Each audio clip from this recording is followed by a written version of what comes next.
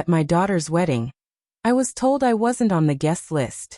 She looked me in the eye and said, "This is for the people who truly matter." I didn't make a scene. I simply turned and left. An hour later, the entire celebration came to an abrupt halt. Unbeknownst to her, I was still a co-owner of the venue. I always imagined I'd cry at my daughter's wedding, but not like this. I never thought the tears would sting with betrayal. The day had started quietly. I stood in front of a mirror in a modest guest house just outside Charlotte, North Carolina, fumbling with a tie I hadn't worn in over 10 years. I'm 58 now, a retired financial consultant who swapped corporate chaos for homegrown tomatoes and linen shirts. But today I wanted to dress my best for her. After 10 minutes of struggling, I gave up and clipped on an old navy blue tie with tiny white dots. It was the same one I wore to her high school graduation. That used to be her favorite color, and she once told me I looked like a real dad in it. That's who I believed I still was, her real dad. Her mother, Yvonne, had left when Lena was 6, chasing self-discovery somewhere in Europe. I didn't stop her. I stayed.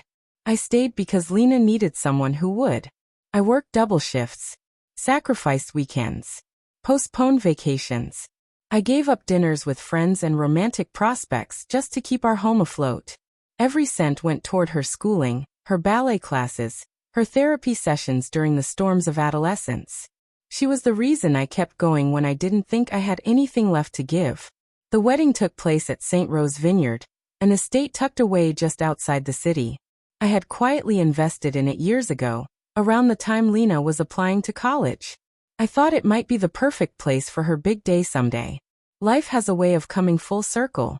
The ceremony was breathtaking. Wildflowers lined the path, a harpist played a haunting version of Can't Help Falling in Love, and every seat was filled with stylish strangers dabbing their eyes.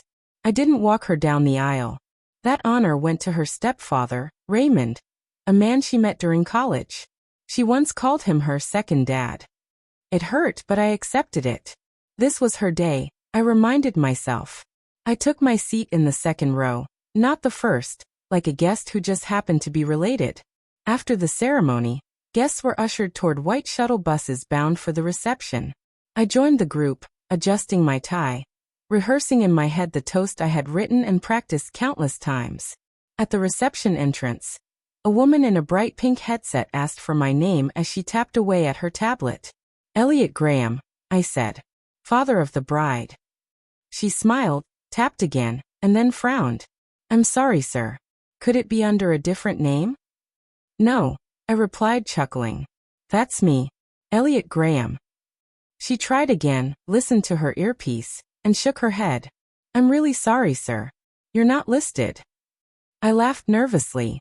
"Maybe it's under Dad or something?" She looked again. "Nothing. Just give Lena a call," I said. "She'll sort this out."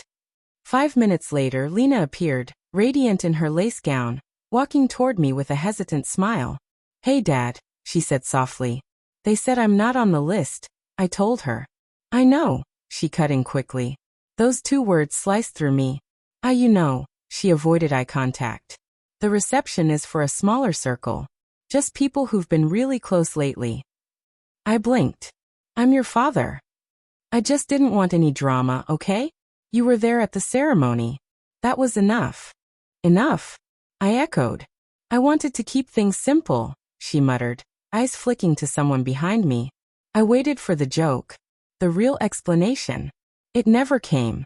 I gave a small nod. "Okay, congratulations." I turned around and left.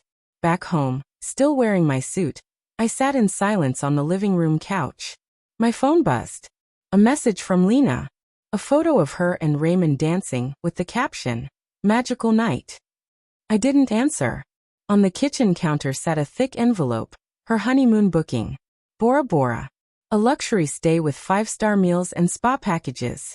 I had arranged it as a surprise gift 6 months earlier. Without hesitation, I canceled everything. No call. No warning. Just voided it. The confirmation email glared back at me with a bold red "canceled." The next morning, I got a call from the vineyard.